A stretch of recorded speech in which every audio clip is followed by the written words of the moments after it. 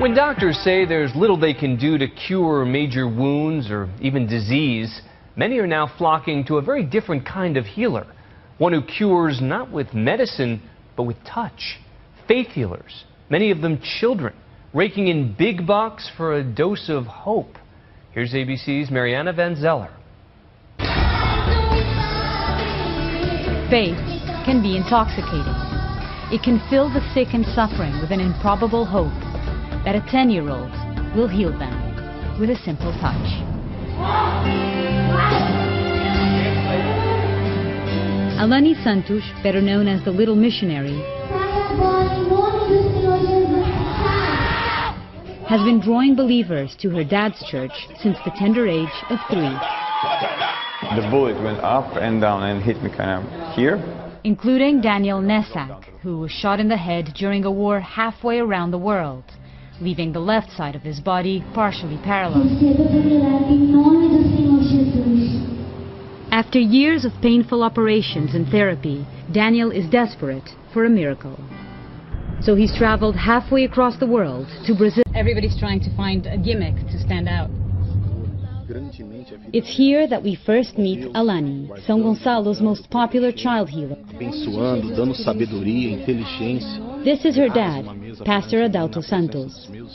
Do you think, though, that there are a lot of people that are skeptical about this and they just think that it's not possible that a 10-year-old, through her touch or her words is able to be curing diseases like cancer and AIDS? He tells me that critics will never believe. Seeing it is simply not enough. But he says that the moment a person receives the healing, they'll start to believe. And for years, those believers have flocked to his church with terminal conditions. But none, he says, are too severe for Alani. She's become a local celebrity here, appearing on talk shows with her dad. She even hosts an internet radio show with listeners from around the globe. What do you feel when you're curing people? Eu sinto uma alegria muito grande, a gente sente o poder de Deus. At church, Alani's dad warms up the crowd, as Daniel, the partially paralyzed gunshot victim, waits by anxiously. Você é o quê? Sou instrumento nas mãos de Deus. He calls the ill and suffering to the front. For Daniel, this is the end of a long odyssey that began in a Croatian war zone. E como que ele ficou sabendo para vir aqui no Brasil? The word is spreading around the planet. Quando ela toca, alguma coisa vai acontecer. And with that, Alani works the line she has hundreds of times before. Stagehands, DJ, and dad, all in perfect sync.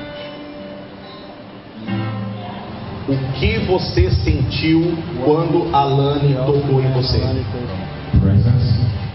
Tá sentindo alguma coisa? As Pastor Santos tests Alani's miracles, Daniel seems to be surrounded by success.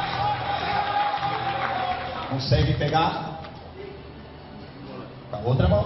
Then he asks Daniel to grip a mic stand with his paralyzed hand. His hand never opened.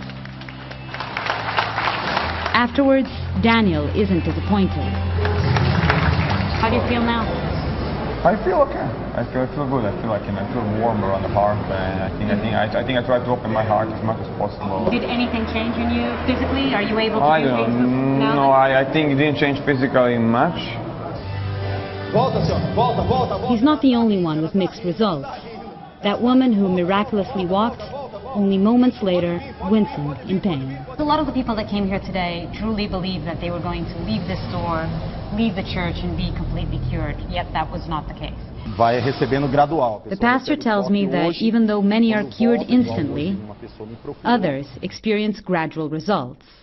Coloque o lenço sobre a tua cabeça. So you don't think that what you're doing here is you're giving people false hope or false promises? Não. He tells me no, this is about faith. And he doesn't expect everyone to believe.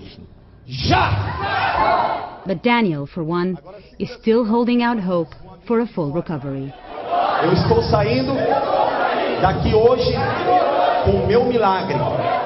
For Nightline, I'm Mariana Van Zeller in Brazil. Obrigado, Jesus.